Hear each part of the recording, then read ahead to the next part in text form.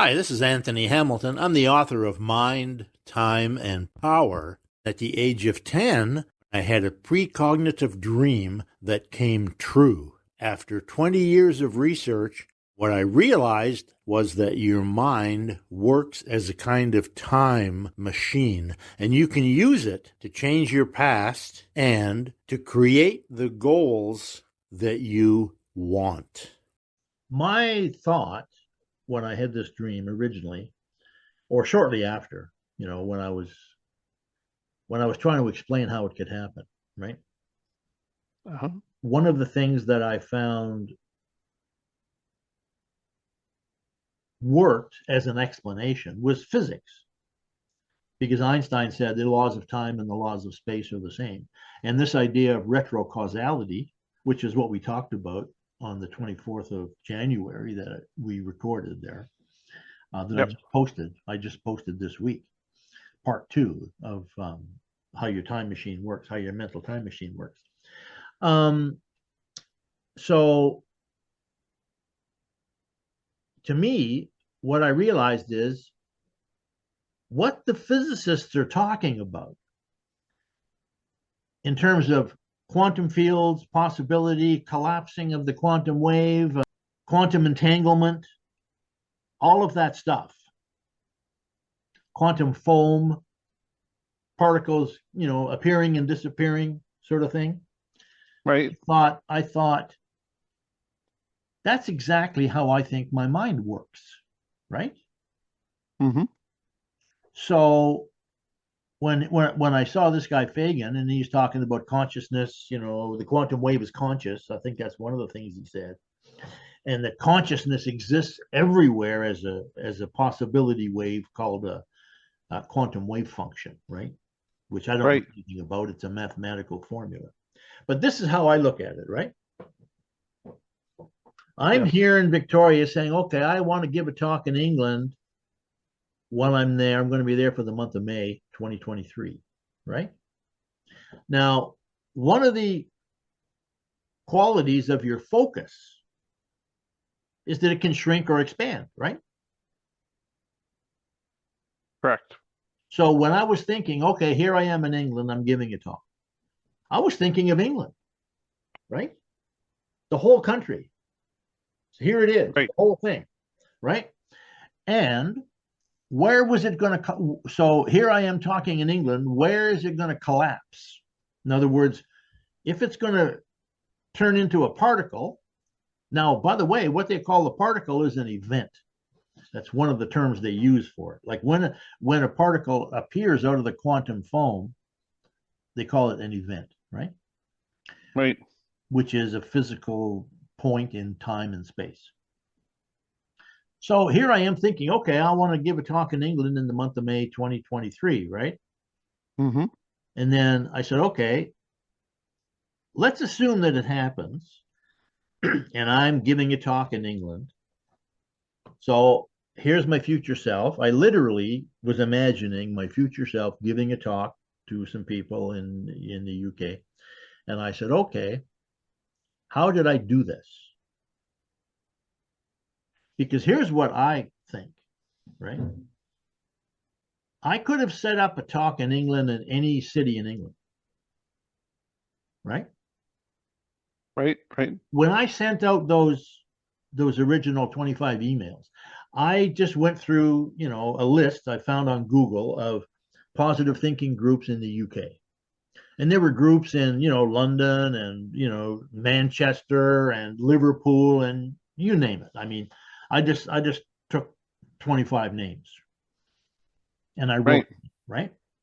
And I didn't care where it was. I mean, if somebody from Liverpool had written to me and said, hey, we'd love to have you come and talk to our group, I have a group on this day and do you want to come? I just said, yeah. Right. So in other words, where did that particle appear in that wave? You follow my analogy so far? Yep. I'm imagining I got you. May you have all the possibilities. May in the UK, right? Any place in May, any place in the UK, I want to do it. So you got a probability field. Probability wave, probability field, It's like, okay, it could have happened in Liverpool on May 5th. Boom. I said, okay, I'll be there, you know? So you had a probability cone, like a cone, right? You said, here's the cone. It could be anywhere in England. It could be anywhere in England here, right? Yeah. I mean, it was just, I had an But imagery. you didn't know where. You didn't Yeah. know I where didn't it know was where going it to happen. was. Yeah. And of course, it could have never happened too. That's also possible. Right. Well, But so what happened was I got in touch with Sue Stone. Sue Stone said, what about Tuesday, 2nd of May, 7 o'clock in Bournemouth? I said, I'll be there. Right. So so now it landed.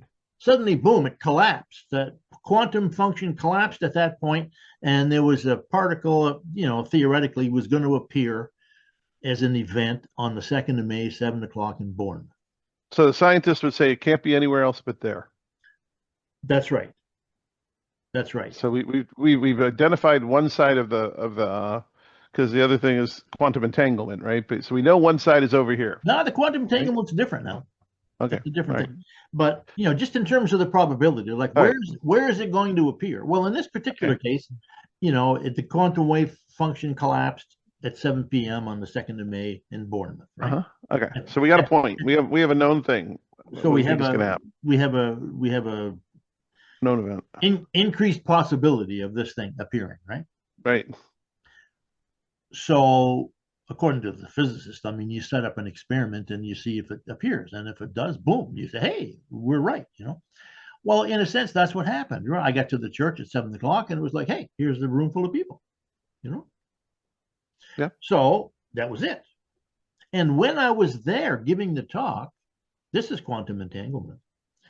I could remember talking to you guys about it from Victoria and talking to you a few months before that, because I remember talking to you guys. I'm going to be in England in a few months. I'm going to give a talk, and I'm going to be talking about my Saturday morning group. You remember I said that? You probably don't remember, but so you connected with us. So there's a connection there. Yeah.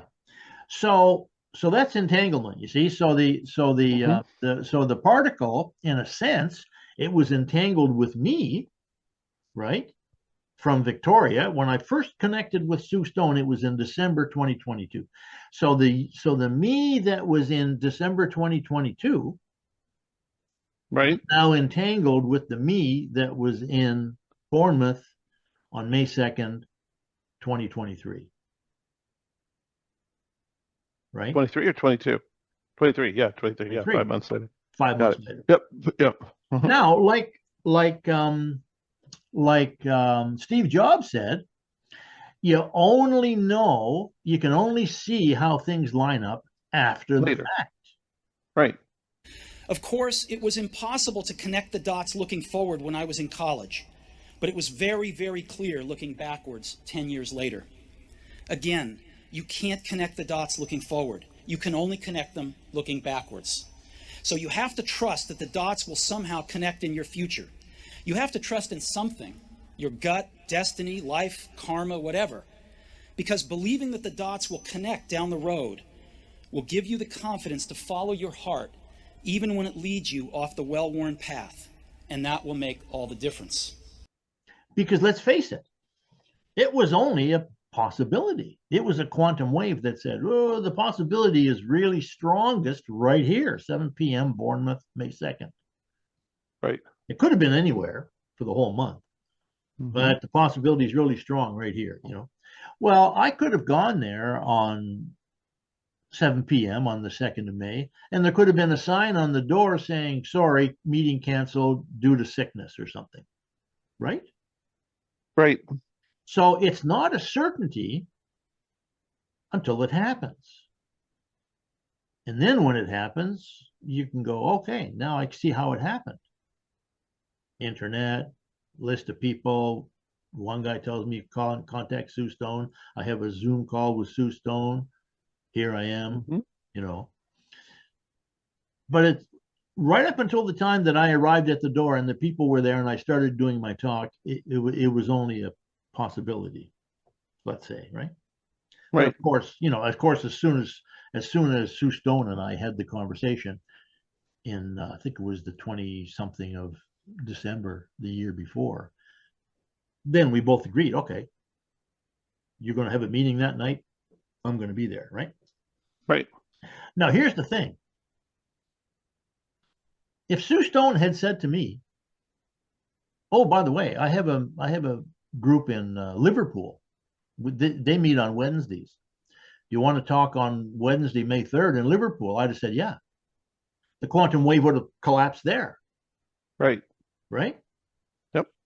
So one of these things that I think Fagan says this, and there's a couple of other people that I watch online, they say the thing about the quantum field, that there's consciousness there. Consciousness exists all over the field, right? Yeah.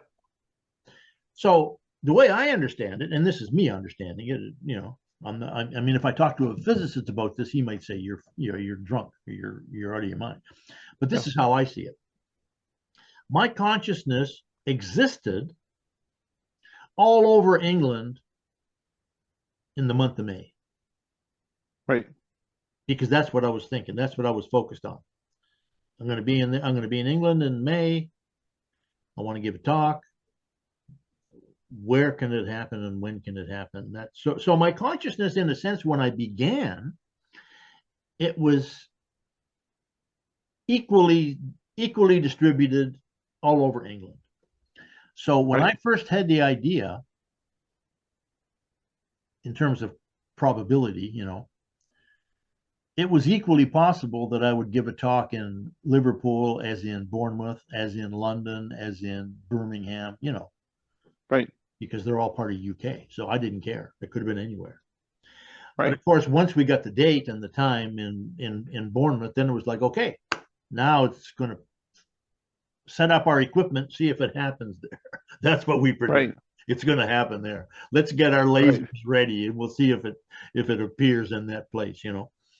So so in that sense, my consciousness was also in Birmingham, Liverpool, London, you know. Right. But it's like the double slit experience. You have the back wall where the paintballs could hit anywhere. Yeah, it hit there, but and they're all equally likely, right? Exactly. But now you know you hit the ball on the wall. We know it's more likely it's going to be where the appointment was, right? Yeah, it was almost a certainty, right? It was almost a certainty Right. that it was going to happen on 7 p.m. in Bournemouth at this address that they gave me in this church. Right. And of course, that's what happened. But of course, once I got the okay from Sue Stone to do the talk, then I was virtually certain it was going to happen. I mean, and I think I talked about it with you guys beforehand. Yep. So that's the way I understand this whole thing about consciousness and the quantum wave. And you know, when they say that quantum waves are conscious, you know, the quantum field is conscious. I think that's what the title of that video on YouTube that I sent you the link to. I think that was. Yep, it is. I'm looking at it. Quantum waves are conscious or something. But then when I listened to the interview, it didn't necessarily say that, but maybe it did. I can't remember. Yeah, I don't know if he's got a line in there, but that's how I look at it, you know. And I mean, now this is what you do too, right? Like, for example, if you're looking for your prospects for the next week, you know, you got X number of people you're going to call. Your consciousness, in a sense, exists in all of those closed deals for the whole week. You don't know which ones are going to pop. You know, it could be 1, could be 2, could be 3, could be 6, could be none. Right. That's the luck of the draw, right? Yep. And it's only after, like Steve Jobs says, it's only after that when it happens, you can say, oh, I can see now why this guy agreed. If you would like to know more about this process of creating your goals and your dreams with your mind, get a free copy of the book on which this entire training series is based. Go to mindtimeandpower.com.